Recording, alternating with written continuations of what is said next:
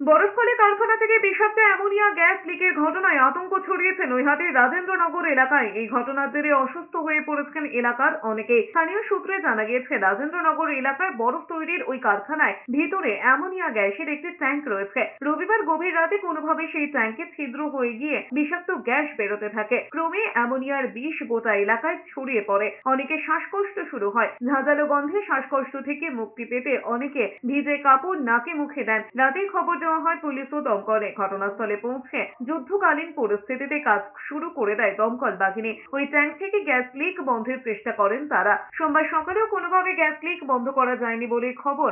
বিপদবোধে স্থানীয় বাসিন্দাদের নিরাপদ দূরত্বে সরিয়ে নিয়ে যাওয়া হয়েছে। অসুস্থ কয়েকজনকে নৈহাটি স্টেট জেনারেল হাসপাতালে ভর্তি করা হয়। পুলিশ এলাকা ঘিরে রেখেছে। এই কারখানাটা বহু পুরনো কারখানা, 88 সালের কারখানা। আমি ব্যক্তিগতভাবেও জানি কোনো কারণে হয়তো একটা লিকেজ হয়েছে। প্রথমের দিকে তারা লিকেজের পয়েন্টটা ধরতে পারেনি।